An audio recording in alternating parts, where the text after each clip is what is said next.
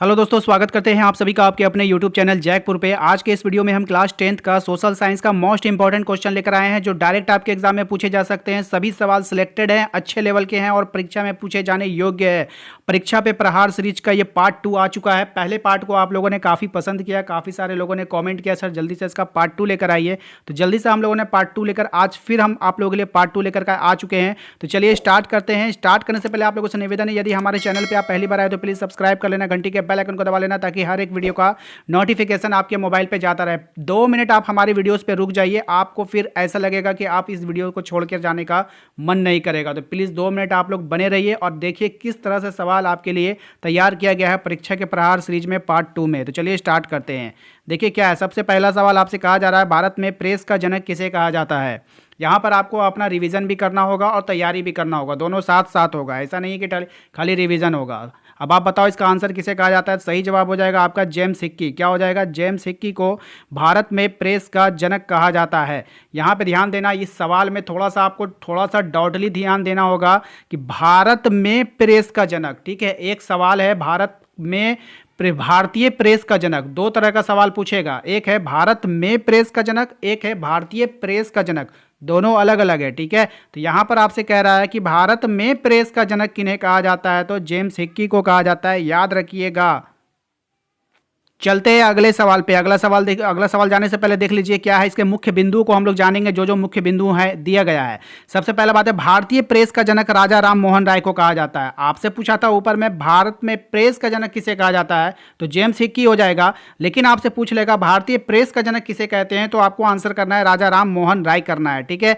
अगला देखिए क्या है, हमारा आधुनिक भारत का निर्माता भी राजा राम मोहन राय को कहा जाता है। कभी कभी क्वेश्चन आपसे पूछेगा आधुनिक भारत का निर्माता किसे कहते हैं, तो उसके आंसर में भी आपको देना है राजा राम मोहन राय ही करना है। उसके बाद जेम्स हिक्की ने बंगाल गजट नामक साप्ताहिक पत्रिका की शुरुआत की थी, जो 1780 में किया था। कब किया था? 1780 में। आपसे सवाल कर लेगा बंगाल गजट कौन सी, जेम्स हिक्की ने कौन सी पत्रिका शुरू की थी, तो बंगाल गजट ने। और ये कहाँ कब शुरू हुआ था, तो 1780 में हुआ था। ये चीज़ आपको ख्याल रखना है, ठीक है। चलते हैं आगे की ओर बढ़ते हैं। उसके बाद देखिए जेम्स हिक्की का जो पूरा नाम था, इसको भी आप देख लो, महत्वपूर्ण बिंदु है। जेम्स हिक्की का जो पूरा नाम है जेम्स ऑगस्टस हिक्की है, ठीक है। याद रखिएगा, जेम्स हिक्की ने भारत में आधुनिक पत्रिका की नींव डाली थी। आपसे क्वेश्चन कर लेगा कि भारत में आधुनिक पत्रिका की नींव किसने डाली थी, तो आपको बताना है जेम्स हिक्की ने। किसने डाला था? जेम्स हिक्की ने डाला था। नेक्स्ट सवाल देखिए, गीत गोविंद काव्य के रचनाकार कौन है, तो गीत गोविंद काव्य के रचनाकार का आपको नाम बताना है। गीत गोविंद काव्य के रचनाकार हो जाएंगे जयदेव। कौन हो जाएंगे? जयदेव हो जाएंगे। याद रखिएगा, गीत गोविंद काव्य के रचनाकार हो जाएंगे जयदेव। और देखिए जयदेव, इन्हें जो है आपका जयदेव को संस्कृत के महाकवि हैं। जयदेव कौन है? संस्कृत का महाकवि है। रति मंजरी भी इनकी रचना है। सबसे पहले आप लोग देख रहे हैं गीत गोविंद काव्य, कौन सा कविता देखा है? गीत गोविंद काव्य। और एक है आपका रति मंजरी, इन दोनों को ध्यान में रखिएगा। रति मंजरी का भी जो है रचनाकार कौन है? गीत गोविंद काव्य जो है इसके जयदेव हैं, और रति मंजरी का भी क्या हो जाएगा? जयदेव हो जाएगा। दोनों को याद रखिएगा, इंपॉर्टेंट है। पहली प्रिंटिंग प्रेस का विकास किसने किया था? पहली प्रिंटिंग प्रेस का आविष्कार किसने किया था? आपको बताइए, विकास किसने किया था? सही जवाब हो जाएगा योहान गुटेनबर्ग। क्या हो जाएगा? योहान गुटेनबर्ग हो जाएगा इसका सही जवाब।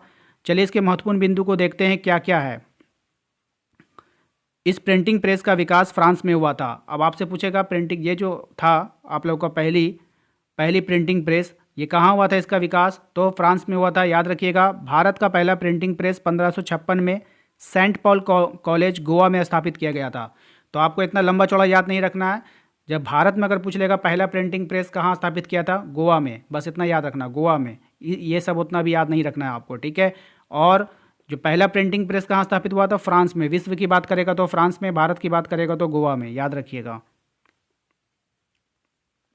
अगला सवाल देखिए, योहान गुटेनबर्ग ने सबसे पहली पुस्तक कौन सी छापी थी, तो योहान गुटेनबर्ग ने सबसे पहली पुस्तक कौन सी छापी थी? सही जवाब हो जाएगा बाइबल। उसने क्या छापा था सबसे पहले? बाइबल को छापा था। याद रखिएगा, इंपॉर्टेंट रहेगा। बाइबल ईसाई धर्म का पवित्र धर्म ग्रंथ है। ईसाई धर्म का पवित्र धर्म ग्रंथ है क्या? बाइबल। गुटेनबर्ग कहाँ का रहने वाला था, तो जर्मनी का रहने वाला था। गुटेनबर्ग कहाँ का रहने वाला था? जर्मनी का रहने वाला था। याद रखना है सभी को। संवाद कौमुदी का प्रकाशन 1821 में किसने शुरू किया था? संवाद कौमुदी का प्रकाशन 1821 में किसने शुरू किया? काफ़ी इंपॉर्टेंट सवाल है। जवाब हो जाएगा इसका राजा राम मोहन राय। क्या हो जाएगा? राजा राम मोहन राय ने इसकी शुरुआत की थी। भारतीय पुनर्जागरण का अग्रदूत, भारतीय पुनर्जागरण का अग्रदूत राजा राम मोहन राय को जाना जाता है। आपसे पूछ लेगा भारतीय पुनर्जागरण का अग्रदूत किसे कहा जाता है, तो आपका आंसर होना चाहिए राजा राम मोहन राय। अगर आपसे पूछ ले आधुनिक भारत का जनक किसे कहा जाता है, तो आपका आंसर होगा राजा राम मोहन राय। ठीक है, याद रखिएगा। राजा राम मोहन राय ने ब्रह्म समाज की स्थापना की थी। ये भी सवाल कभी कभी पूछता है एग्जाम में, अगर आपसे क्वेश्चन कर ले कि राजा राम मोहन राय ने ऐसे पूछता है ब्रह्म समाज की स्थापना किसने किया था, तो आपको आंसर हो जाएगा राजा राम मोहन राय। मिरातुल अखबार बंगदूत पत्रों का संपादन राजा राम मोहन राय ने शुरू किया था। ठीक है, किसने किया था? राजा राम मोहन राय ने किया था। और इसमें सबसे इंपॉर्टेंट है आपका ये वाला बंगदूत। किसने? बंगदूत। बंगदूत पत्र जो थी आपका पत्र थी, साप्ताहिक पत्र जो थी, उसको शुरुआत किसने किया था? राजा राम मोहन राय ने। ठीक है, याद रखिए। अगला सवाल है हमारा, वर्नाकुलर प्रेस एक्ट को कब लागू किया गया था? तो वर्नाकुलर प्रेस एक्ट को लागू किया गया 1878 ईस्वी में। कब लागू किया? 1878 ईस्वी में वर्नाकुलर प्रेस एक्ट को लागू कर दिया गया। अब देखिए इसका कुछ महत्वपूर्ण बिंदु है, उसको आप लोग ध्यान से देख लीजिए। आप लोगों का जो एग्जाम में पूछा जाएगा, इसका उद्देश्य क्या था? भारतीय समाचार पत्रों की स्वतंत्रता को प्रतिबंधित कर देना। यानी इसका मतलब ये होगा कि ना ही आप कुछ अपनी मर्जी से छाप सकते हो, ना ही कुछ बोल सकते हो सरकार के खिलाफ, तो बिल्कुल भी नहीं। ठीक है, इसलिए इस एक्ट को लाया गया। इसके बाद देखिए जो सवाल है हमारा, लॉर्ड रिपन 1882 में इस अधिनियम को निरस्त कर दिया था।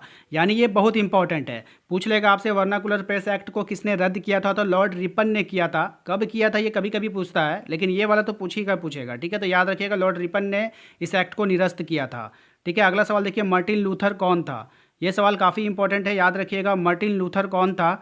धर्म सुधारक था। कौन था मार्टिन लूथर? एक धर्म सुधारक था, याद रखना है सभी को।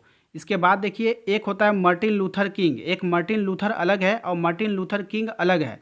ठीक है, अमेरिकन गांधी के नाम से मार्टिन लूथर किंग को जाना जाता है। अब आपसे कभी कभी पूछ सकता है एग्जाम में कि अमेरिकन गांधी के नाम से किसको जाना जाता है, तो आपका जवाब होगा मार्टिन लूथर किंग, ना ही मार्टिन लूथर। दोनों अलग अलग व्यक्ति है, याद रखिएगा। केसरी समाचार पत्र का प्रकाशन किसने किया था? तो सही जवाब हो जाएगा इसका बाल गंगाधर तिलक ने। तो केसरी समाचार पत्र का जो संपादन किया था बाल गंगाधर तिलक ने किया था।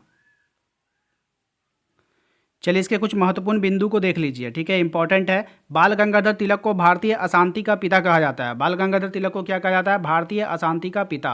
लोकमान्य के नाम से भी बाल गंगाधर तिलक को जाना जाता है। आपसे पूछ लेगा क्वेश्चन, लोकमान्य किसे कहा जाता है, तो बाल गंगाधर तिलक को कहा जाता है लोकमान्य। ठीक है, याद रखिएगा। भारत का पहला समाचार पत्र कौन था? तो बंगाल गजट था। कौन था? बंगाल गजट भारत का पहला समाचार पत्र था। इसके जो महत्वपूर्ण बिंदु हैं उसको देख लीजिए। यह अंग्रेजी में प्रकाशित होने वाला समाचार पत्र था। अब आपसे कभी पूछ लेगा कि बंगाल गजट किस भाषा में प्रकाशित होता था, तो अंग्रेजी में प्रकाशित होता था, याद रखना है सभी को। यह एक साप्ताहिक पत्रिका थी। क्या थी? साप्ताहिक पत्रिका थी। इसका आरंभ 1779 में कोलकाता में हुआ था। ठीक है, याद रखिएगा। अगला सवाल है, मैक्सिम गोर्की कौन था? इंपॉर्टेंट है, आपके बुक से है। सही जवाब हो जाएगा इसका, एक क्रांतिकारी रूसी लेखक था। कौन था मैक्सिम गोर्की? एक क्रांतिकारी रूसी लेखक था। मेरा बचपन मेरा विश्वविद्यालय इसकी प्रसिद्ध पुस्तक है। इसकी एक पुस्तक है मेरा बचपन मेरा विश्वविद्यालय, इसकी प्रसिद्ध पुस्तक है। अगर आपसे पूछ ले कि मेरा बचपन मेरा विश्वविद्यालय पुस्तक का लेखक कौन है, तो मैक्सिम गोर्की। मेरा 2 बार किया है, मैक्सिम। ठीक है, समझ गए, रिलेट कर लेना। इसके बाद हम आपको कुछ महत्वपूर्ण बिंदु बता देते हैं जो आपके परीक्षा के दृष्टिकोण से इंपॉर्टेंट है, देख लीजिए। गाथा गीत का मतलब लोकगीत होता है। अगर क्वेश्चन आपसे पूछ ले कि गाथा गीत का मतलब क्या होगा, तो गाथा गीत का जो मतलब होता है वो लोकगीत होता है जिसे गाया या सुनाया जा सके। ठीक है, हाथ से लिखकर पांडुलिपियों को तैयार करने वाले को कातिब कहा जाता है। कातिब किसको कहते हैं? जो हाथ से लिखकर पांडुलिपियों को तैयार करते हैं उसको हम लोग कातिब कहते हैं। आनंद मठ के जो रचनाकार है वो कौन है? बंकिम चंद्र चटर्जी है, याद रखिएगा, इंपॉर्टेंट रहेगा। आधुनिक बंगाली देशभक्ति का बाइबल आनंद मठ को कहा जाता है। आधुनिक बंगाली देशभक्ति का जो बाइबल कहा जा रहा है तो वो आनंद मठ को कहा जाता है। वंदे मातरम गीत को बंकिम चंद्र चटर्जी ने लिखा था। किसने लिखा था? बंकिम चंद्र चटर्जी ने। और आज के वीडियो के लिए आज का ये सवाल आपके लिए है और इसका जवाब आप सभी को कमेंट बॉक्स में टाइप करना है। किसने कहा था मुद्रण ईश्वर की दी हुई महानतम देन है, सबसे बड़ा तोहफा है? किसने कहा था मुद्रण ईश्वर की दी हुई महानतम देन है और सबसे बड़ा तोहफा है? इसका जवाब आप लोग कमेंट बॉक्स में ज़रूर दीजिए। मिलते हैं हम लोग अपने अगले वीडियो में। Thank you.